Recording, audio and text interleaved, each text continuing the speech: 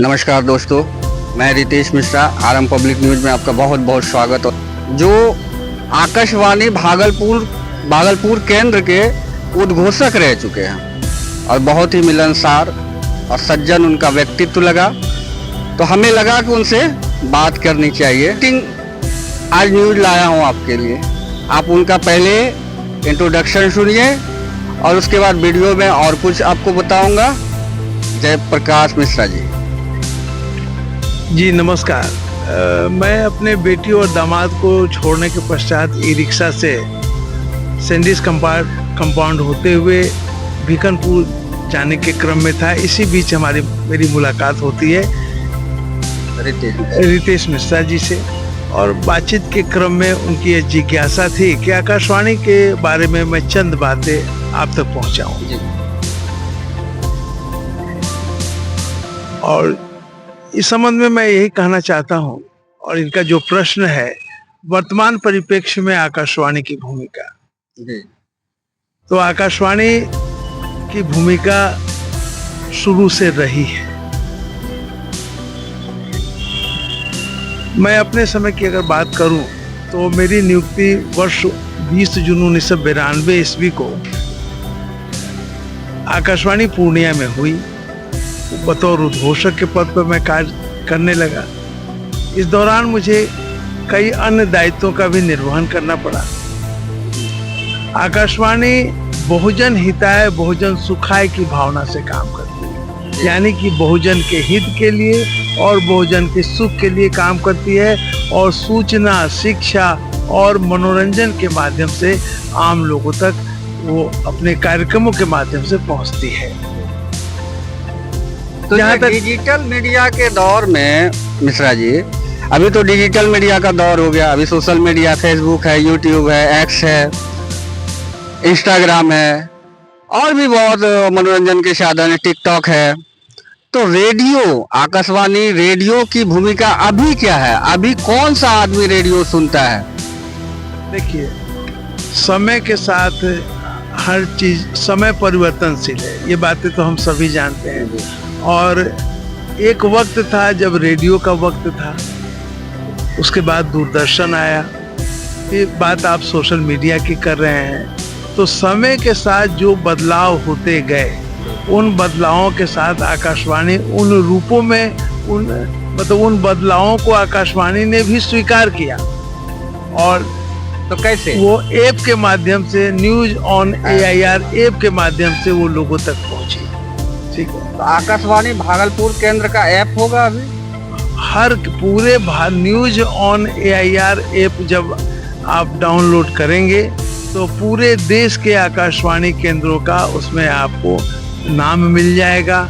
जिस राज्य के, ये आपके लिए बहुत महत्वपूर्ण जानकारी है कि जिस बंधु जो गांव घर में रहते हैं, खेती किसानी करते हैं, जो रेडियो के शौकीन हैं, और वो कहते हैं कि अभी रेडियो मार्केट में रेडियो की उपलब्धता नहीं है, तो उन लोगों के लिए बहुत विशेष जानकारी दे रहे हैं कि आप ऐप के माध्यम से भी आकाशवाणी भागलपुर को सुन सकते हैं। और कैसे सुन सकते हैं, मिश्रा जी बताएंगे। देखिए, चाहे आकाशवाणी भागलपुर की हम बात करें, पूर्णिया की बात करें, या देश के अन्य केंद्रों की बात करें, हर वर्ग के लोगों के लिए आकाशवाणी के द्वारा कार्यक्रम बनाए जाते थे। बुजुर्गों की हम बात करें, महिलाओं की बात करें, युवा की बात करें, डॉक्टरों से इंटरव्यू लेकर के स्वास्थ्य संबंधी जानकारी दी जाती थी। सरकार की जो भी योजनाएं हैं वो आम लोगों तक हम लोग पहुंचाते हैं कि आप कैसे उससे लाभ उठा सकते हैं। इन सभी चीज़ों के अतिरिक्त मैं आपको एक बात और बता दूं कि आकाशवाणी के माध्यम से भाषागत जो अशुद्धियां अन्य चीज़ों में देखने को मिलती है, अन्य प्रसारण में जो देखने को मिलती है, सुनने को मिलती है, वो आकाशवाणी के माध्यम से जो प्रसारित कार्यक्रम होते हैं उसमें भाषा की अशुद्धता आपको नहीं मिलेगी। बहुत महत्वपूर्ण जी। और मैं भी उस समय से आकाशवाणी सुनता आ रहा हूँ, और उससे मुझे बहुत सारे लाभ हुए, और प्रभु की कृपा से, संयोग की बात है, मुझे भी इस विभाग में काम करने का सुअवसर प्राप्त हुआ। और मैं 31 अगस्त 2024 को आकाशवाणी भागलपुर से सेवानिवृत्त हो गया। और मैं आज भी रेडियो सुनता हूँ और रेडियो के समाचार मुझे आज भी अच्छे लगते हैं। टीवी के समाचारों में वर्तमान समय में जो बदलाव टीवी के कार्यक्रम में भी हुए हैं, तो जरूरत इस बात की है कि समर्पित होकर के लोग काम करें। आपको लोग क्यों सुनेंगे जब आप उस वर्ग के लोगों के लिए उस तरह के कार्यक्रम बनाएंगे, आप लोगों को बाध्य कर देंगे कि आपके वो कार्यक्रम सुने। लोगों से जब तक आप जुड़ के काम नहीं करेंगे तब तक आपके कोई भी कार्यक्रम सफल नहीं हो सकते हैं, कोई भी मीडिया सफल नहीं हो सकती। मेरा तो यही मानना है। बहुत अच्छी बात इन्होंने बताई। एक आखिरी सवाल मिश्रा जी, और जब आप रिटायर हो रहे, जब सेवानिवृत्त हो रहे थे भागलपुर आकाशवाणी केंद्र से, तो जब आप ज्वाइनिंग किए थे, जब प्रारंभ की स्थिति और अंतिम जब आप रिटायर कर रहे थे, वो दोनों का तुलना आप बताइए हमको। देखिए, बात इस संबंध में मैं यही कहना चाहूँगा कि मैं जो नौकरी में आया, तो जो परीक्षा मैंने दिया था उस परीक्षा के परिणाम तो आए ही, लेकिन परीक्षा के पहले भी जो बुलावा पत्र मुझे भेजा गया था उसमें 3 बातों का उल्लेख था। एक फॉर्म में कि आप पत्रकारिता का ज्ञान रखते हैं, मेरे पास उसका ज्ञान नहीं था। प्रसारण का ज्ञान रखते हैं, प्रसारण में सुनता था केवल प्रोग्राम। और तीसरी बात ये थी कि आपको समाज सेवा के क्षेत्र से जुड़े हुए कोई प्रमाण पत्र हो तो उसे आप पेश करें, यानी इससे संबंधित जो भी प्रमाण पत्र हो आप दें। तो मेरे पास समाज सेवा का प्रमाण पत्र था। मैं बचपन से ही समाज सेवा की ओर मेरा ध्यान था, और ऐसे क्षण भी जीवन में आए कि जिला पदाधिकारी महोदय या स्थानीय क्षेत्र के जो लोग थे, उन लोगों ने मेरे काम को देखते हुए मुझे पुरस्कृत भी किया। डीएम साहब के द्वारा भी पुरस्कृत मैं हुआ हूँ।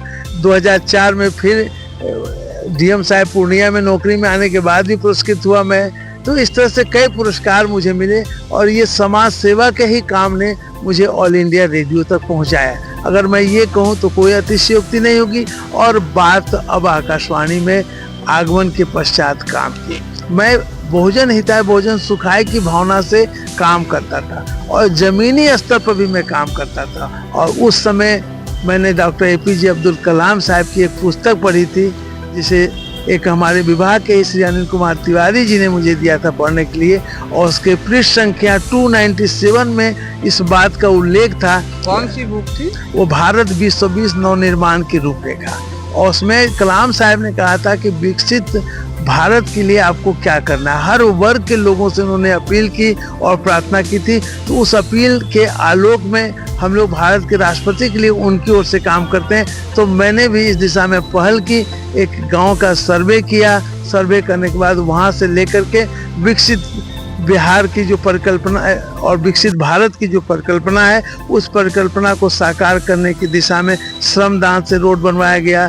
10 लोगों से मैंने जमीन दान करवाई जहां पर जमीन नहीं थी। इस तरह से कई सामाजिक काम मैंने सेवा में रहते हुए किया, और मैं आज भी उसी दिशा में सक्रिय हूं। और आज भारत 2047 तक सरकार का जो लक्ष्य है कि हमें विकसित भारत बनाना है, तो इस दिशा में मैं पहले भी काम कर रहा था, अभी भी काम कर रहा हूं। मैंने बहुत सारे कार्यों को संपादित करने की दिशा में पहल की है। विकसित भारत के निर्माण की दिशा में पहल, उपलब्धियां और जो चुनौतियां हैं, हम इस विषय पर भी हम आपसे बातें करेंगे। लेकिन इसके अगली मुलाकात में हमारी इससे बातें होंगी। इन्होंने बोला मैं डायबिटीज पे पेशेंट हूँ और मैं अभी सक्षम नहीं हूँ, फिर भी मेरा सौभाग्य था कि इन्होंने बात की। मुझे भूख लग गई। बस एक आखिरी सवाल का, जो अभी AI का दौर है, AI आप समझ रहे हैं, तो इसमें AI उद्घोषक ऑल इंडिया रेडियो जो बोल रहे हैं, उसमें उनका काम लिया जाता है कि खुद मतलब मैनुअल किया जाता है? देखिए, चाहे AI की बात करें या जिसकी भी बात आप करें, ठीक है, तकनीक का युग है।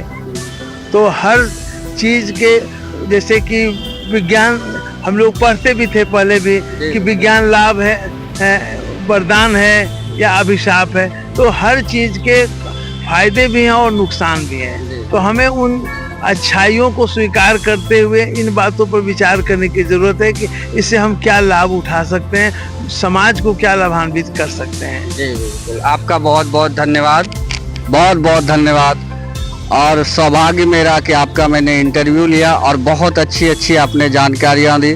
दोस्तों, अगर ये वीडियो आपको पसंद आए और इनका इंटरव्यू पसंद आए तो आप हमें कमेंट बॉक्स में ये ज़रूर लिखें, तो मैं और एक वीडियो इनके साथ बनाना चाहूँगा जो अच्छी तरह से इनका ये फ्रेश मूड में रहे और अच्छी अच्छी जानकारियाँ देंगे, बहुत सारा डिटेल देंगे, कहाँ इन्होंने ज़मीन दिलाया, किनको किनका बहुजन हिताय बहुजन सुखाय जो ये लोकोक्ति बोले, उनके बारे में इन्होंने क्या क्या किया मैं आपको ज़रूर बताऊंगा। मैं रितेश मिश्रा फिर से आपका स्वागत और अभिनंदन करता हूं। प्रणाम, जोहार, आदाब। ठीक।